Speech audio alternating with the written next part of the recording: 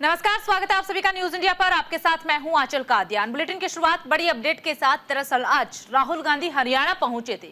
हरियाणा में राहुल गांधी ने चुनावी हुंकार भरी है। करनाल और बरवाला में राहुल गांधी ने रैली को संबोधित किया है।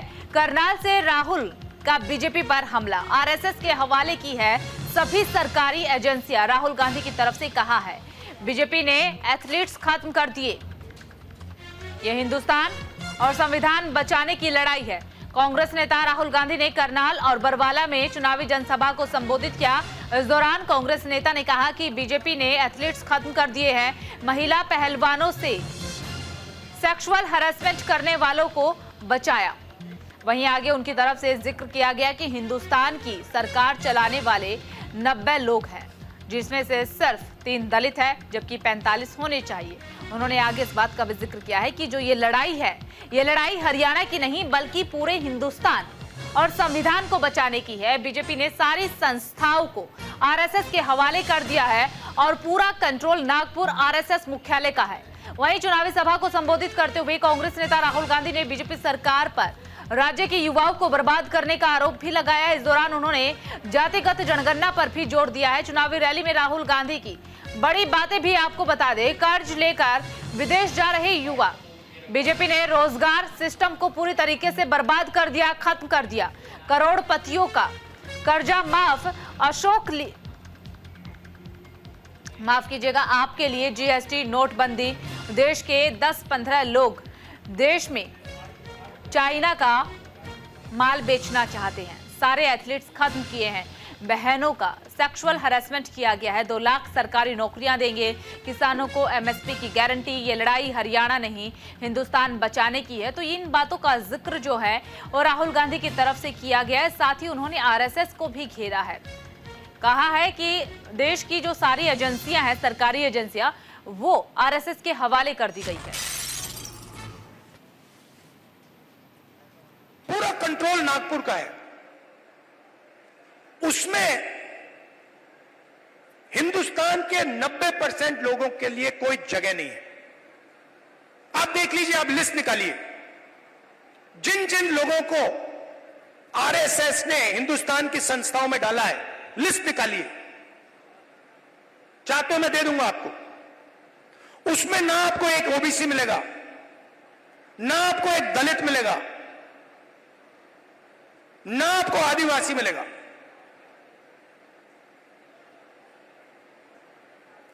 तो खोखला कर रहे देश को।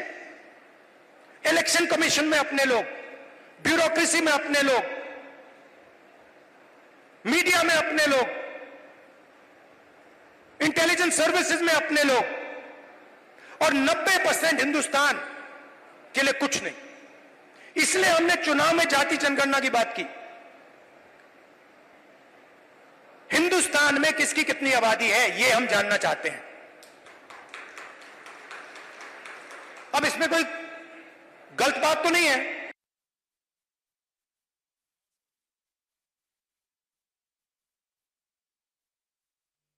हरियाणा एक साथ लड़ेगा, सबकी सरकार बनेगी,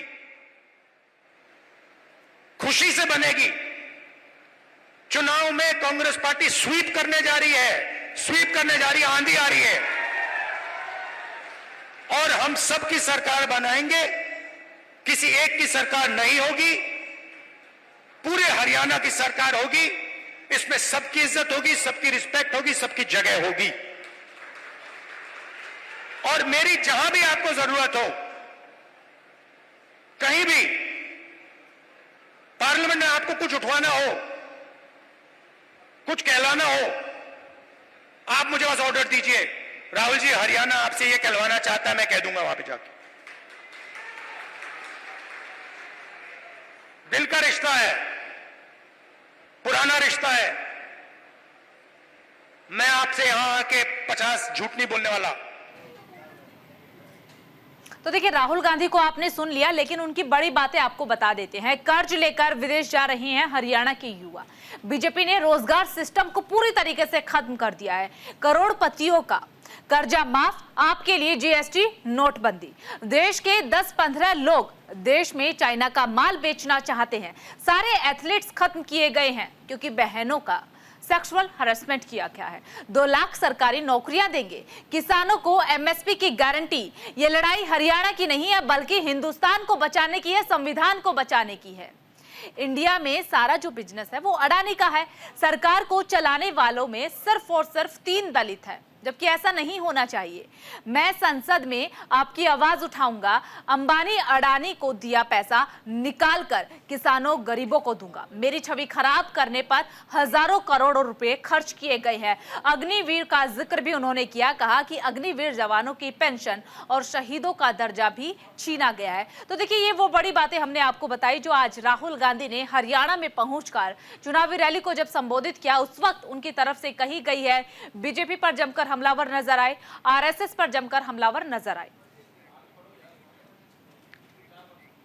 तो देखिए, उधर राहुल गांधी की असंध में रैली में एक बेहद ही खूबसूरत तस्वीर नजर आई। तस्वीर थी कि पूर्व सीएम, हरियाणा के पूर्व सीएम भूपेंद्र सिंह हुड्डा और कुमारी सैलजा एक साथ एक मंच पर नजर आए हैं। दोनों की तकरार खत्म हो गई है। ये तस्वीर इस बात को बयां करती है। देखिए तस्वीर, आप देखिए, कुमारी सैलजा और भूपेंद्र सिंह हुड्डा एक साथ एक मंच पर नजर आए हैं। कांग्रेस के लिए प्रचार करेंगी कुमारी सैलजा। हालांकि अब तक उन्होंने चुनाव प्रचार से दूरी बनाई हुई थी। सोशल मीडिया पर भी वो चुनाव प्रचार करती हुई नजर नहीं आ रही थी, जिसे लेकर के लगातार सवाल जो है वो कुमारी सैलजा से पूछे जा रहे थे। लेकिन अब जो दूरी है, मनमुटाव है, लगता है वो खत्म हो गया है।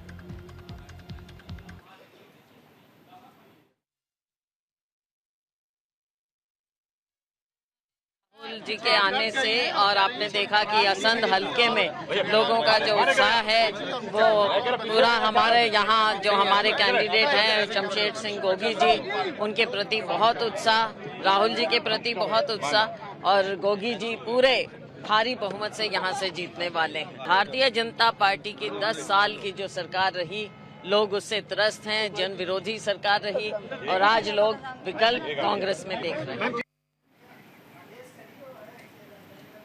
हरियाणा में राहुल गांधी की चुनावी रैली को लेकर के मुख्यमंत्री सैनी ने कहा कि राहुल गांधी ने अपने चुनावी दौरे के लिए जिस स्थान को चुना, वहां से जो कांग्रेस के प्रत्याशी है, उन्होंने पिछले दिनों एक बयान में कहा कि हमारी सरकार आ रही है, पहले तो मैं अपना घर भरूंगा और फिर मैं अपने करीबियों का घर भरूंगा। क्या हरियाणा को राहुल गांधी फिर से भ्रष्टाचार के दलदल में फंसाने का प्रयास कर रहे हैं? भाग्यपूर्ण है, मैं राहुल गांधी ने जिस स्थान को चुना है वहां से जो कांग्रेस के प्रत्याशी हैं असंध से, जहां से वो अपने चुनाव की शुरुआत करने जा रहे हैं, उसने पिछले दिनों अभी इस प्रकार की बात कही है कि हमारी सरकार आ रही है, पहले तो मैं अपना घर भरूंगा, फिर मैं अपने नज़दीक के लोगों का घर भरूंगा, जनता भाड़ में जाए। राहुल गांधी साहब ऐसा कौन सा वो रोड मैप लेकर के आ रहे हैं कि हरियाणा को बर्बादी की तरफ ले जाने का काम करेंगे? क्या हरियाणा को फिर वो दोबारा भ्रष्टाचार की दलदल के अंदर फंसाने का काम करेंगे? अरे राहुल गांधी साहब, अगर आपने कहीं अपनी जनसभा की शुरुआत करनी थी तो कहीं किसी ऐसे स्थान से करते जिससे कोई ठीक मैसेज होता। जो व्यक्ति पहले ही भ्रष्टाचार की बातें कर रहे हैं, कांग्रेस पार्टी हरियाणा प्रदेश के कभी भी, क्योंकि ना इनके बस की बात है, जिस दिशा के अंदर आज हरियाणा प्रदेश बढ़ा है, बिना पर्ची बिना खर्ची के भ्रष्टाचार के ऊपर बड़ी लगाम लगी है, हरियाणा प्रदेश का समान रूप से विकास हुआ है।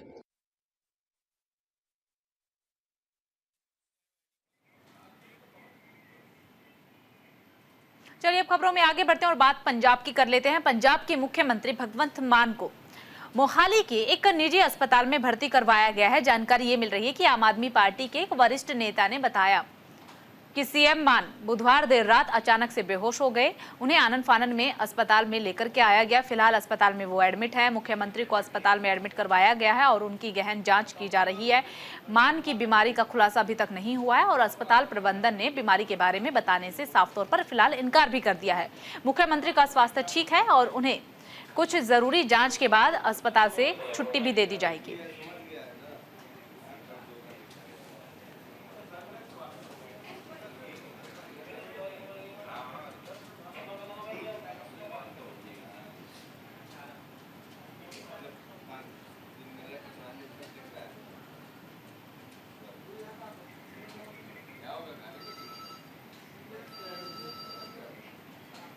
हरियाणा के पूर्व सीएम यानी कि भूपेंद्र सिंह हुड्डा कैथल के कस्बा सीवन पहुंचे हैं, जहां उन्होंने गोहला चीका विधानसभा से देवेंद्र हंस के पक्ष में वोट डालने की अपील की है। इस दौरान उन्होंने बीजेपी पर जमकर जुबानी हमला बोला। पूर्व सीएम भूपेंद्र सिंह हुड्डा ने कहा कि हरियाणा की जनता बीजेपी से नाराज चल रही है और इस बार के चुनाव में हरियाणा की जनता अपने वोट के चोट से बीजेपी को हराएगी और कांग्रेस को दोबारा से सरकार बनाने में अहम रोल निभाएगी। तो वहीं पर देवेंद्र हंस और भूपेंद्र सिंह हुड्डा के समर्थक ने एक गाने की प्रस्तुति भी दी है और प्रस्तुति से बताया कि सीएम भूपेंद्र सिंह हुड्डा को ही बनाना है।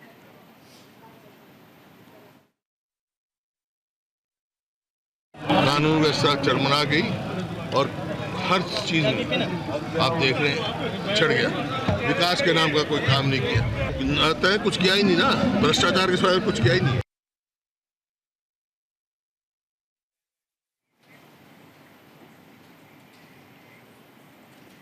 तो उधर केंद्रीय मंत्री नितिन गडकरी का गुरुग्राम का दौरा। गुरुग्राम में चुनावी जनसभा को संबोधित किया है। बीजेपी प्रत्याशी मुकेश शर्मा के समर्थन में एक रैली की है, रैली को संबोधित किया है। बीजेपी के 10 सालों के कार्यों का बखान भी उनकी तरफ से किया गया है। केंद्रीय मंत्री नितिन गडकरी ने गुरुग्राम से बीजेपी प्रत्याशी मुकेश शर्मा के समर्थन में जन आशीर्वाद रैली को संबोधित किया। इस दौरान नितिन गडकरी ने कहा कि ये चुनाव हरियाणा की जनता के भविष्य का फैसला करने वाला चुनाव है, इसलिए बीजेपी की सरकार बनाकर प्रदेश के विकास को रफ्तार देने का सहयोग करे। तो वहीं पर कांग्रेस को घेरते हुए नितिन गडकरी ने कहा कि कांग्रेस को 60 से 65 वर्ष शासन करने का मौका आप लोगों ने दिया, लेकिन इन 65 वर्षों में जितना विकास होना चाहिए था कांग्रेस की सरकार ने उतना विकास नहीं किया है। तो वहीं पर केंद्रीय मंत्री नितिन गडकरी ने बीजेपी का बखान करते हुए कहा कि बीजेपी ने 10 सालों में कांग्रेस से 3 गुना काम करके हरियाणा में दिखाया है, हरियाणा के विकास के लिए काम किया है।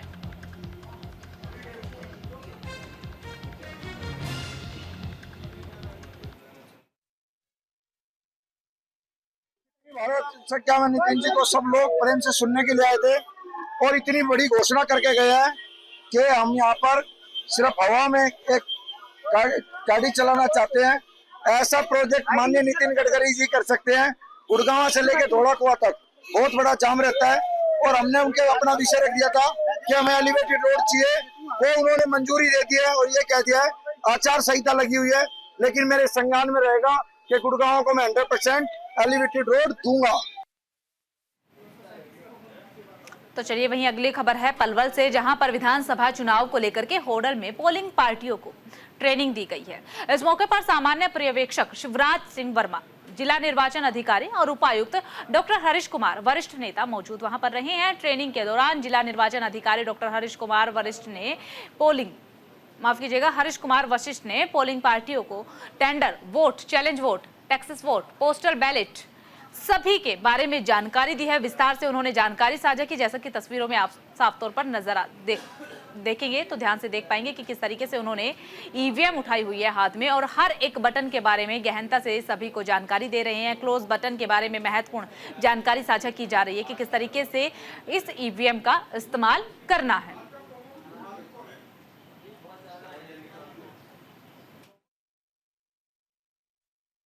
इलेक्शन कमीशन ऑफ इंडिया, हम सब इलेक्शन कमीशन ऑफ इंडिया के कर्मचारी के रूप में काम कर रहे हैं, तो आपका कंडक्ट बिल्कुल फेयर एंड ट्रांसपेरेंट होना चाहिए।